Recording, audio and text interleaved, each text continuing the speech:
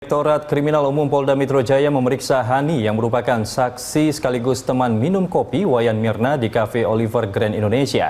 Hani merupakan salah satu saksi penting dalam kasus tewasnya Mirna. Usai diperiksa penyidik sebagai saksi, Hani keluar sekitar pukul 1:30 siang dan enggan memberikan keterangan kepada media. Dirinya tidak menjawab pertanyaan awak media seputar kesaksiannya dalam kasus tewasnya Mirna. Berdasarkan keterangan polisi, Hani adalah salah satu saksi yang ikut mencicipi kopi Vietnam yang bercampur racun sianida yang menewaskan Mirna pada tanggal 6 Januari lalu.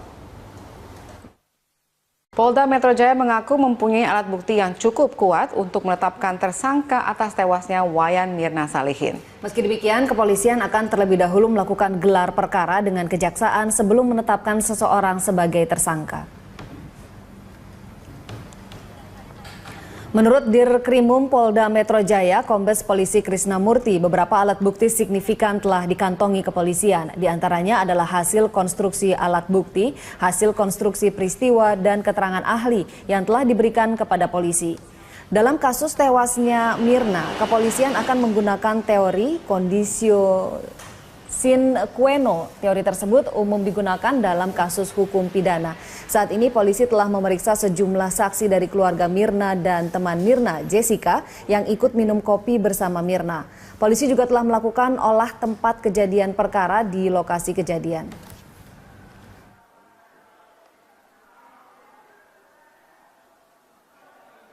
Keterangan terdakwa dalam pembuktian 184 KUHP atau dalam penyidikan keterangan tersangka itu dia bisa diabaikan.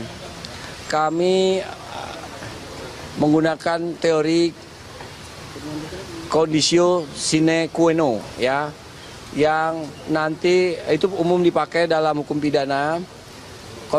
Konstruksi yang dengan alat-alat bukti yang kami miliki, konstruksi peristiwa yang kami miliki, maka seseorang cukup layak ditingkatkan sebagai tersangka. Namun kami harus gelar atau expose bahasanya dengan jaksa penuntut umum. Kami harus tunjukkan dulu satu petunjuk atau barang bukti yang krusial, signifikan yang kami miliki. Insya Allah kami yakin itu barang bukti itu cukup signifikan dan sekarang sedang diuji. Nanti dari situ apa petunjuk jaksa baru kami kembali untuk lakukan gelar perkara. Pemirsa, Mitra Kukar menang dramatis 2-1 atas Semen Padang dalam laga final Piala Jenderal Sudirman. Mitra Kukar berhasil membawa pulang hadiah sebesar 2,5 miliar rupiah. Setelah kick-off, laga diawali dengan permainan menekan dari Semen Padang. Fendri Mofu dan kawan-kawan tampil agresif. Tekanan Semen Padang berbuah manis saat Fendri Mofu berhasil memanfaatkan umpan silang dari Adi Nugroho pada menit 38. Skor 1-0 untuk Semen Padang. Hasil ini bertahan hingga turun minum. Di babak kedua, Mitra Kukar langsung tampil menekan mengejar ketinggalan. Mitra Kukar berhasil menyamakan kedudukan 1-1 lewat tendangan Rizky Pelu yang gagal diantisipasi Jandi Ake Putra pada menit ke-75. Gol ini memacu semangat anak asuh Jafri Sastra. Kerja keras mereka membawa keunggulan 2-1 lewat terobosan Yogi Rahadian yang berhasil meruntuhkan angan Semen Padang untuk menjadi juara. Skor 2-1 ini bertahan hingga peluit panjang. Pemirsa, Kepala Kepolisian Resort Darmasraya, Sumatera Barat AKBP Lalu Muhammad Iwan membenarkan 2 anggota Brimob Padang Panjang tewas di perkebunan sawit PT Sumbar Andalan Kencana, Muara Timpeh, Darmasraya, Minggu pagi. Polisi yang dikerahkan memburu pelaku berhasil melumpuhkan pelaku. Kapolres Darmasraya AKBP Lalu Muhammad Iwan mengatakan 2 anggota Brimob Padang Panjang, Brigadir Nanang Hardiansyah dan Brigadir Anasril, saat itu tengah patroli dan memergoki 2 mobil truk dan 1 mobil pickup tengah mencuri sawit. Keduanya memberikan tembakan peringatan, tapi pencuri melajukan kendaraannya dan menabrak keduanya hingga tewas. Anggota Polres Darmasraya mengejar pelaku hingga ke Tanjung, Kabupaten Tebo, Provinsi Jambi. Saat ditangkap, kedua pelaku melawan petugas menggunakan senjata tajam hingga 2 pelaku dilumpuhkan hingga tewas. pada saat mendapati para pelaku tersebut diminta untuk berhenti, ternyata para pelaku tersebut tidak mengindahkan himbauan daripada petugas kepolisian. Justru yang mereka lakukan adalah itu menabrak anggota kepolisian, khususnya dari Satbrimobda Sumatera Barat yang pada saat itu memang sedang bertugas untuk melakukan penangkapan atau penyelidikan kasus tersebut. Anggota Brimob yang ada di perusahaan tersebut yang sedang melaksanakan penyelidikan pengungkapan kasus tersebut melaksanakan pengejaran para pelaku tersebut hingga ke wilayah Tanjung atau Kecamatan Tanjung. Kembali di News on the Spot, pemirsa, Ketua Umum Partai Golkar versi Munas Bali, Abu Rizal Bakri mengatakan tidak akan maju kembali dalam pemilihan Ketua Umum Golkar selanjutnya. Untuk informasi selengkapnya kita bergabung dengan reporter Priscila Dahuan dan juru kamera Rianto langsung dari JCC Senayan, Jakarta. Iya, Cila, setelah kemudian dibuka tadi malam, apa informasi terbaru dari arena Rapimnas? Ya, Carlos, pada hari ini merupakan hari kedua penyelenggaraan Rapimnas Golkar 2016 dan pada hari ini juga nanti akan dibahas beberapa agenda dan memang baru saja dimulai sekitar pukul 11 pagi tadi. Dan memang pada hari ini agendanya adalah pembacaan laporan daerah yang akan dibacakan oleh DPD di seluruh Indonesia. Lalu juga nanti dilanjutkan dengan rapat paripurna yang akan dipimpin langsung oleh Ketua Umum Golkar versi Munas Bali yakni Abu Rizal Bakri. Dan memang sejak pukul 11 tadi penyelenggaraan Rapimnas ini diselenggarakan secara tertutup dan tidak diperbolehkan awak media untuk meliput lebih jauh. Lalu memang pada hari ini juga rencananya nanti juga akan ada tanggapan dari para anggota DPP mengenai laporan dari daerah-daerah yang akan dibacakan pada hari ini hingga pukul 11 malam nanti.